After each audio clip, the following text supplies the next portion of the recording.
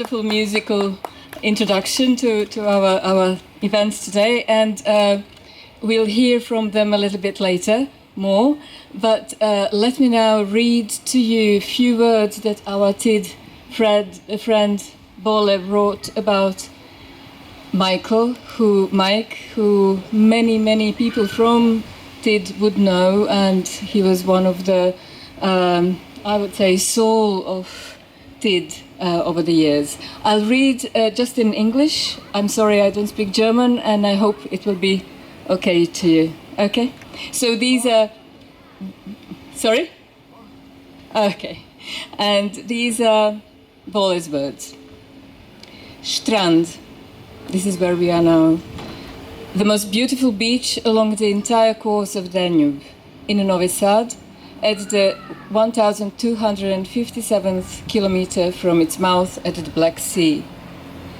It was there in 1995, when I was still not a TID participant, that I met an interesting rower.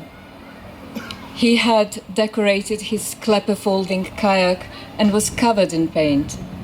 He was writing Michael in big letters on the bow. He was incredibly talkative, always joking, laughing, and asking questions. An American named Michael. The following year, I gathered the courage to join the TID. TID then registered me as a TID candidate, and I arrived at Ingolstadt Boat Club. Right away, I recognized Michael there, next to his blue, fully decorated tent. He recognized me too. He asked, "How are you? What's new? Do you have any problems?" I said, "I have everything, but I couldn't get a kayak cart." He went to his tent, came back, handed me a cart, an original clapper one, and said, "Here, now you have a cart." And that's how Michael was. At that time, we didn't even know each other well, let alone we were friends. I set up my tent right next to his, and that's how our friendship began. Those of you who knew Michael don't need me to tell you what he was like. For those of you who didn't know him, you can only regret not meeting such a person, because you simply wouldn't believe how much energy he had and what kind of person he was. Always very entertaining, cheerful, with endless stories, never-ending stories. Michael, being a historian, and I recently learned that he studied art as well, was obsessed with naval and aerial battles. In a word, he knew everything about everything and could talk about it. We called him polymath.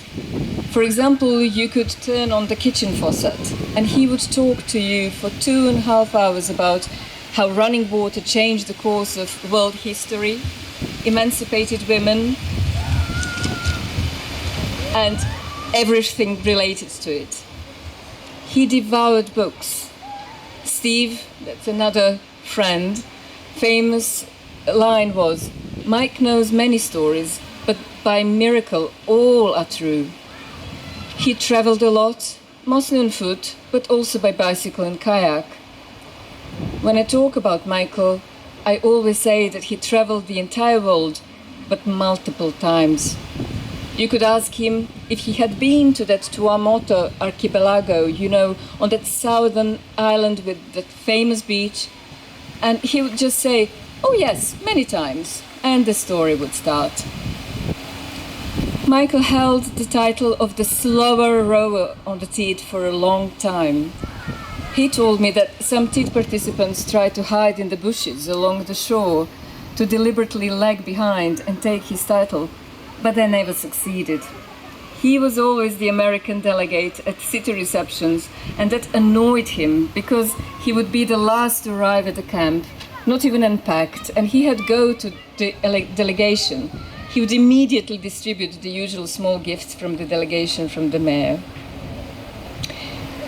He rode the entire TID route several times, always in two-seater folding kayak.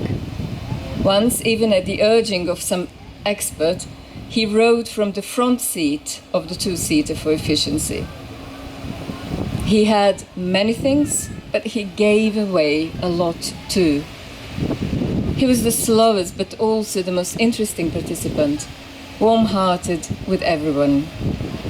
Most knew him simply as Mike. A closer circle of friends call him El Magnifico. I call him Amigo, my amigo. And here in Novi Sad, 1 year he was even crowned as the king of the Danube and the whole universe. The world after Michael is not the same, said one of our friends upon hearing the news that he was no longer with us.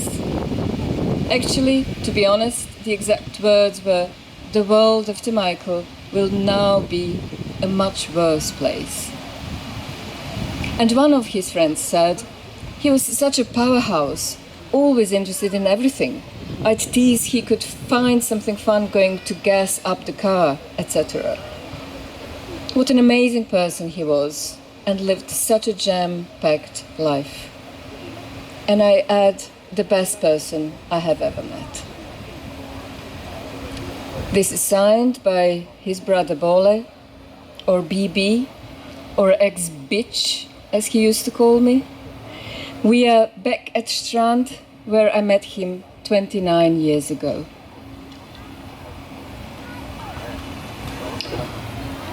Finally, here is Michael's final farewell, which he dictated for the Albert Strange Association, the Society of Classic Sailing Ship Enthusiasts, of which he was member, but also for all of us. Ahoy, shipmates!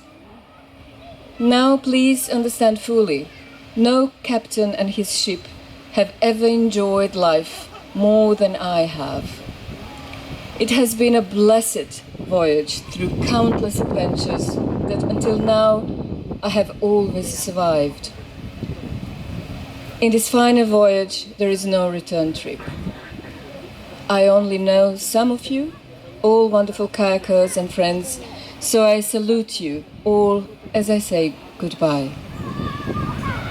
So dearest shipmates, I know that this voyage is just about over and shall depart with a heart as happy as any man or woman could ever expect, surrounded by this wonderful Colorado, a great caring hospital and family to help with my scuttling, which lies just ahead of me, as